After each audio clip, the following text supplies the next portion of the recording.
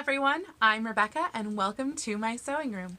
About a month ago I did a video that showed you my oldest dress in my antique collection, which is from the 1860s and is a fully hand-sewn dress that I've had for I think about 5 or so years.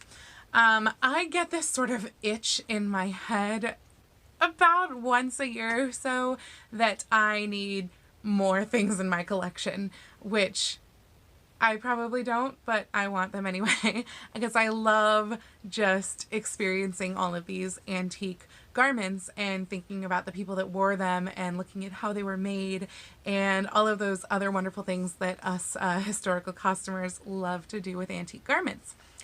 So I was scrolling through eBay a couple weeks ago and I stumbled across something that I thought looked very interesting, but clearly the seller did not know what it was.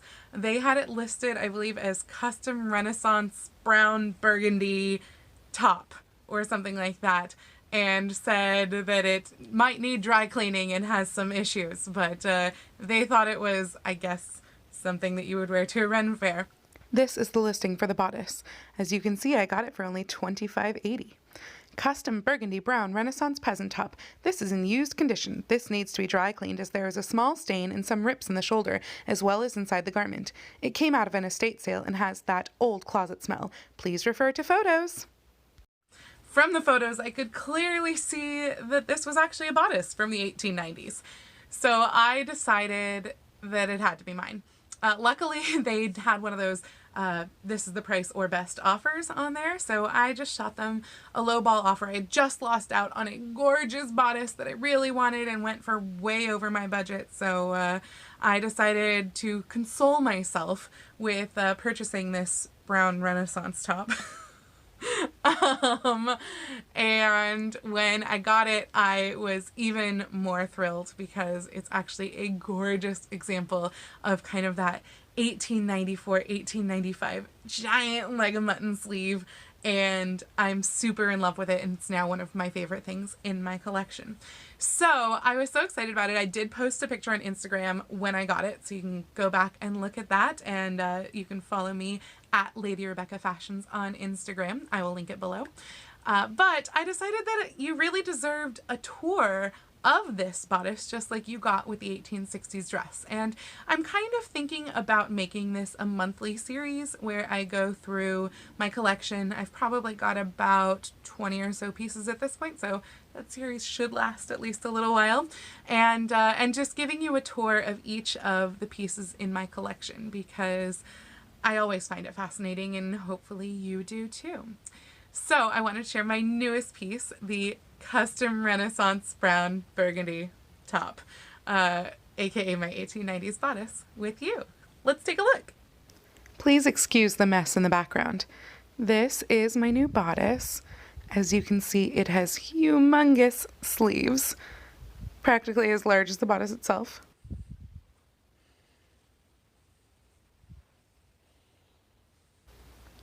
There's a nice wide facing down here at the sleeve hem. Very, very wide. It closes up the front under the pleats. There's all this lovely velvet ribbon that was on all the edges. The interesting thing is that the top part of the ribbon has actually come away from the backing. So the backing of the ribbon is still stitched in place, but the ribbon has kind of, the velvet part has kind of detached itself.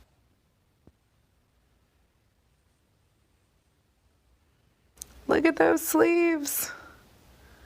They're wonderful. I love huge sleeves.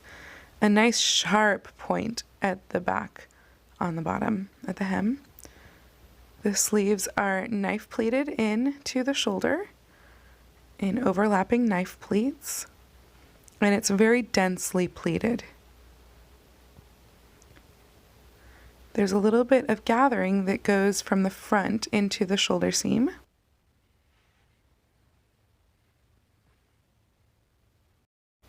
There's pleats that get super, super tiny at the waist.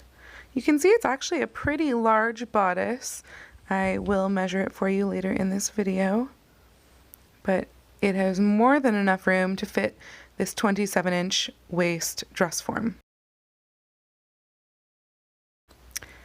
It closes up the front, and these pleats are no longer really in the position that they probably were in. I'm not really sure exactly how they originally laid, but probably followed the pleats down at the waist. For the most part, the pleats have fully come out of the binding at the neckline, so it's hard to say where they are supposed to lay by the time they get to the neckline. Wonderfully huge sleeves. Look at that. I'm not sure if there would have originally been some sort of structure inside, but there's a nice curved inner edge. There's no longer any structure in there. And the back of the sleeve here has a wonderful bit of piecing, and then this may be actually how the sleeve is patterned. I have never patterned a sleeve from an extant garment, so I'm not really sure what that pattern would have looked like, but the seam does go all the way from the inner arm seam up through the sleeve, and then it curves right up here at the top and actually winds up going into the arm's eye.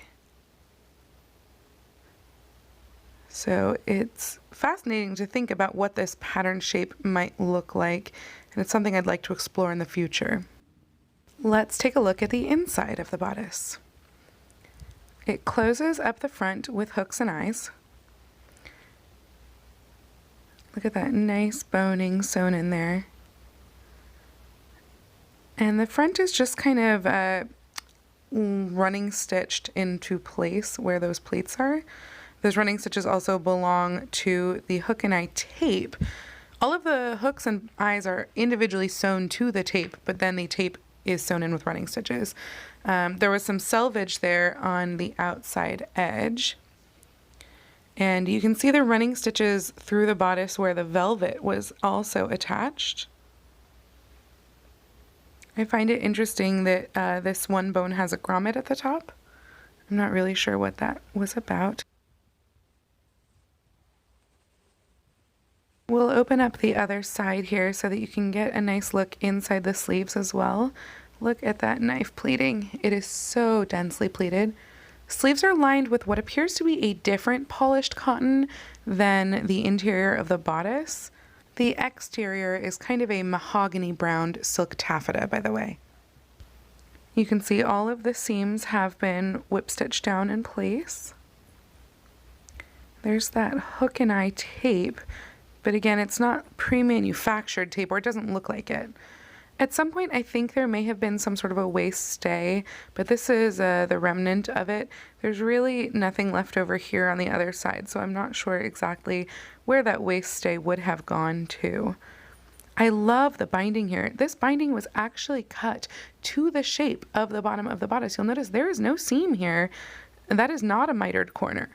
It was cut to that shape, which I don't believe I've seen before. I had some requests for measurements on the garment from my last video, the 1860s dress, so I thought I would go ahead and measure the waist for you on this bodice, especially since this is really a much larger sized bodice than you normally see in extant garments from the Victorian era. A lot of times those larger garments were just worn until they disintegrated. So it's really nice to see something that for many people, not me, but for many people is actually still wearable today. And as you saw earlier, it was significantly larger than my dress form, which has a waist of 27 inches. So this waist is actually, let me zoom in a little closer here. This waist is actually just over 33 inches. It was about 33 3/8 total, which is really fascinating. I think that's probably the largest waist in my collection. Thank you so much for joining me as we explored this 1890s bodice. As I mentioned before, I will have a lot more to share with you over the next months. Please do comment below if you like this sort of thing and you like seeing these types of videos, or conversely, if you are totally not interested in these extant bodices or extant pieces and you think I should never post another one of these videos again, please comment with that too. I like to know your opinions. If you did like this video and you missed the first video, I will link it somewhere, maybe below, maybe up here. I'll link it somewhere, and that way you can go and watch that video too. That one is a full dress, and of course it's about 30 or so years prior to this bodice, so it is pretty cool to see, since it's not that often that you get to see a full dress or like a top and bottom piece together. So I always think it's really cool when there's still one that's whole, since there's so many random bodices floating around out there and not as many skirts. Probably because they're having that much fabric, they were cut up and used as other things. But anyway, I digress. Again, I hope that you really enjoyed this video. If you did like this video, please go ahead and click the thumbs up icon. And if you want to see more videos like this or like other sewing content, please go ahead and click the subscribe button, and you can click the bell to be notified anytime that I post a video. Again, thank you so much for joining me, and I will see you in the next video. Happy sewing!